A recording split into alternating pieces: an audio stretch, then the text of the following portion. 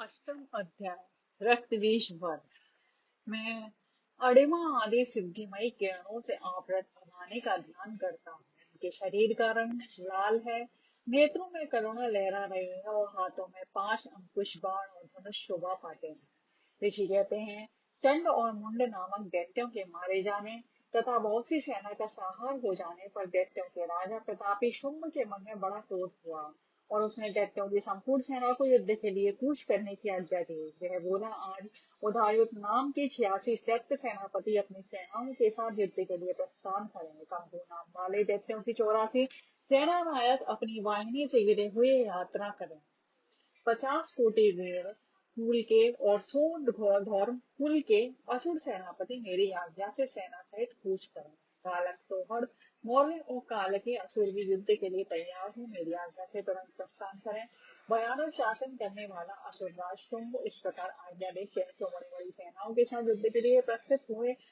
उसकी अत्यंत भयंकर सेना आती देख चंडिका ने अपनी धनुष की टकार से पृथ्वी और आकाश के बीच का भाग बुझा दिया। राजन तदनंतर देवी के सिंह ने भी बड़े जोर जोर से दहाड़ना आरंभ किया। फिर अंबिका ने घंटे के शब्द से उस ध्वनि को और भी बढ़ा दिया। धनुष की टकार, सिंह की दहाड़ और घंटे की ध्वनि से संपूर्ण दिशाएं गूंज उठी। उस भयंकर शब्द से काली ने अपने विकराल मुख को और भी बढ़ा लिया तथा इस प्रकार वह विजयनी हुई। उस तुमुल नाद को सुनकर दैत्यों की सेनाओं ने चारों ओर से आकर चंडिका देवी, सिंह तथा काली देवी को क्रोधपूर्वक घेर लिया।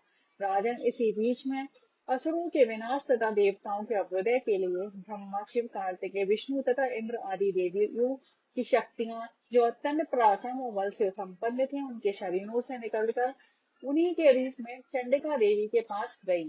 जिस देवता का जैसा रूप, जैसी वेशभूषा और जैसा वाहन है, ठीक वैसे ही साधनों से संपन्न हुई उसकी शक्ति असुरों से युद्ध करने के लिए आई। सबसे पहले हंस युक्त विमान पर बैठी हुई अक्ष सूत्र और कमंडलों से सुशोभित ब्रह्मा जी की शक्ति उपस्थित हुई, जिसे ब्रह्माणी कहते हैं। महादेवी जी की शक्ति वृषभ पर आरूढ़ हो, हाथों में श्रेष्ठ त्रिशूल धारण किए, मंगल का कंकड़ पहने, मस्तक में चंद्र रेखा से भूषित हो वहां आ पहुंचे। कार्तिकेय जी की शक्ति रूपा जगदम्बिका का उन्हीं का रूप धारण किए हुए श्रेष्ठ मयूर पर आरूढ़ हो, हाथ में शक्ति लिए दैत्यों से युद्ध करने के लिए आए। इसी प्रकार भगवान विष्णु की शक्ति गरुड़ पर विराजमान हो, शंख चक्र गदा सारथ धनुष और खड्ग हाथ लिए वहां आए। अनुपम यज्ञ वाराह का रूप धारण करने वाले श्री हरि की जो शक्ति है, वह भी वाराह शरीर धारण करके वहां उपस्थित हुई। नारसिंह शक्ति भी नरसिंह के समान शरीर धारण करके वहां आए। उसकी गर्दन के बालों के झटके से आकाश के तारे बिखरे पड़ते थे। इसी प्रकार इंद्र की शक्ति वज्र हाथ में लिए गजराज ऐरावत पर बैठकर आई। उसके भी सहस्त्र नेत्र थे। इंद्र का जैसा रूप है वैसा ही उसका भी था। तदनंतर उन देव शक्तियों से घिरे हुए महादेव जी ने चंडिका से कहा, मेरी प्रसन्नता के लिए तुम शीघ्र ही इन असुरों का संहार करो। तब देवी के शरीर से अत्यंत भयानक और परम उग्र चंडिका शक्ति प्रकट हुई, जो सैकड़ों गीदड़ियों के भांति आवाज करने वाली थी। उस अपराजिता देवी ने धूमिल जटा वाले महादेव जी से कहा, भगवान आप शुंभ और निशुंभ के पास दूत बनकर जाइए और उन अत्यंत गर्वीले दानव शुंभ और निशुंभ दोनों से कहिए। साथ ही उनके अतिरिक्त भी जो दानव युद्ध के लिए वहां उपस्थित हो, उनको भी यह संदेश दीजिए, दैत्यो यदि तुम जीवित रहना चाहते हो तो पाताल को लौट जाओ, इंद्र को त्रिलोकी का राज्य मिल जाए और देवता यज्ञ भाग का उपभोग करें। यदि बल के घमंड में आकर तुम युद्ध की अभिलाषा रखते हो तो आओ, मेरी सेवाएं योगिनियां तुम्हारे कच्चे मांस से तृप्त हो। क्योंकि उस देवी ने भगवान शिव को दूत के कार्य में नियुक्त किया था, इसलिए वह शिवदूती के नाम से संसार में विख्यात हुई। वह महादैत्य भी भगवान शिव के मुंह से देवी के वचन सुनकर क्रोध में भर गए और जहाँ कात्यायनी विराजमान थे, उसूर बने। तदनंतर वह दैत्य अमरस में भरकर पहले ही देवी के ऊपर बाण शक्ति और ऋषि आदि अस्त्रों की वृष्टि करने लगे। तब देवी ने भी खेल खेल में ही धनुष की टंकार की और उससे छोड़े हुए बड़े बड़े बाणों द्वारा दैत्यों के चलाए हुए बाण, शूल, शक्ति और फरसों को काट डाला। फिर काली उनके आगे होकर शत्रु को शूल के प्रहार से विदीर्ण करने लगी और खड़ग वाग से उनका कछुआ निकालती हुई रणभूमि में विचरने लगी। ब्रह्मा जी भी जिस जिस ओर दौड़ती उसी उसी ओर अपने कमंडलों का जल छिड़ककर शत्रुओं के ओझ पराक्रम को नष्ट कर देती थी। माहेश्वरी ने त्रिशूल से तथा वैष्णवी ने चक्र से अत्यंत क्रोध में भरी हुई कुमार कार्तिकेय की शक्ति से दैत्यों का संहार आरंभ किया। इंद्र शक्ति के वज्र प्रहार से विदीर्ण हुए सैकड़ों दैत्य दानव रक्त की धारा बहाते हुए पृथ्वी पर सो गए। वाराह की शक्ति ने कितनों को अपनी थूथों की मार से नष्ट किया। दानों के अग्रभाग से कितनों की छाती छेद डाली तथा कितने ही दैत्य उसके चक्र की चोट से विदीर्ण होकर गिर पड़े। नारसिंह भी दूसरे दूसरे महादैत्यों को अपने नखों से विदीर्ण करके खाती और सिंहनाद से दिशाओं एवं आकाश को जाती हुई युद्ध क्षेत्र में विचरने लगी। कितने ही असुर शिवदूती के प्रचंड अट्टहास से अत्यंत भयभीत हो रथी पर गिर पड़े और गिरने पर उन्हें शिवदूती से ने उस समय अपना ग्रास बना लिया। इस प्रकार क्रोध में भरे हुए मातृगणों के नाना प्रकार के उपायों से बड़े बड़े असुरों का मर्दन करते देख दैत्य सैनिक भाग खड़े हुए। मातृगणों से पीड़ित दैत्यों को युद्ध से भागते देख रक्तबीज नामक महादैत्य क्रोध में भरकर युद्ध करने के लिए आया। उसके शरीर से जब रक्त के मूल पृथ्वी पर गिरती तब उसी के समान शक्तिशाली एक दूसरा महादैत्य पृथ्वी पर पैदा हो जाता।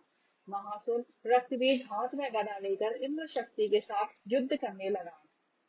तब ऐन्द्री ने अपने वज्र से रक्त बीज को मारा। वज्र से घायल होने पर उसके शरीर से बहुत सा रक्त चूने लगा और उससे उसी के समान रूप तथा पराक्रम वाले योद्धा उत्पन्न होने लगे।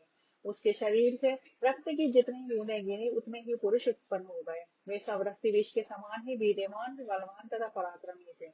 वह रक्त से उत्पन्न होने वाले पुरुष भी अत्यंत भयंकर अस्त्र शस्त्रों का प्रहार करते हुए वहां मातृगणों के साथ घोर युद्ध करने लगे।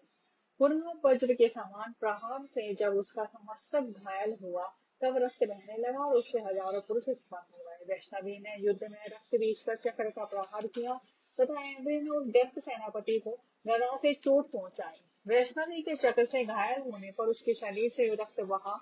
उससे जो उसी के बराबर आकार वाले शेषों महादैत्य प्रकट हुए। उनके द्वारा संपूर्ण जगत व्याप्त हो गया। कुमारी ने शक्ति से वाराही ने खड़ग से और मारीशरी ने शूल से महादैत्य रक्त बीज को घायल किया। क्रोध में भरे हुए उस महादैत्य रक्त बीज ने भी गदा से सभी मात्र शक्तियों पर पृथक पृथक प्रहार किया। शक्ति और शूल आदि से अनेक बार घायल होने पर जो उसके शरीर से रक्त की धारा पृथ्वी पर गिरी उससे भी निश्चय ही सैकड़ों असुर उत्पन्न हुए।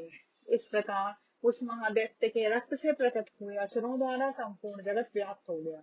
इससे उन देवताओं को बड़ा भय हुआ। देवताओं के उदास से चंडिका ने काली से तीव्रता पूर्वक कहा, चामुंडे तुम अपना मुख और भी फैलाओ तथा मेरे शस्त्रपात से गिरने वाले रक्त बिंदुओं और उनसे उत्पन्न होने वाले महादैत्यों को तुम अपने इस उतावले मुख से खा जाओ। इस प्रकार रक्त से उत्पन्न होने वाले महादैत्यों का भक्षण करते हुए तुम रण में विचरते रहो। ऐसा करने से उस दैत्य का सारा रक्त क्षीण हो जाने पर वह स्वयं भी नष्ट हो जाएगा। उन भयंकर दैत्यों को जब तुम खा जाओगे तब तुम उसे नए दैत्य उत्पन्न नहीं हो सकेंगे। काली से यों कहकर चंडिका देवी ने शूल से रक्त बीज को मारा और काली ने अपने मुख में उसका रक्त ले लिया। तब उसने वहां चंडिका पर गदा से प्रहार किया किंतु उस गदा पात ने देवी को तनिक भी वेदना नहीं पहुंचाई। रक्तबीज के घायल शरीर से बहुत सा रक्त गिरा किंतु यों ही में गिरा त्यों ही चामुंडा ने उसे अपने मुख में ले लिया। रक्त गिरने से काली के मुख में जो महादैत्य उत्पन्न हुए उन्हें भी वह चट कर गई और उसने रक्त बीज का रक्त भी पी लिया। तदनंतर देवी ने रक्त बीज को जिसका रक्त चामुंडा ने पी लिया था वज्र बाण खड़ग और ऋषि आदि से मार डाला। राजन इस प्रकार शस्त्रों के समुदाय से आहत एवं रक्तहीन हुआ महादैत्य रक्त बीज पृथ्वी पर गिर पड़ा।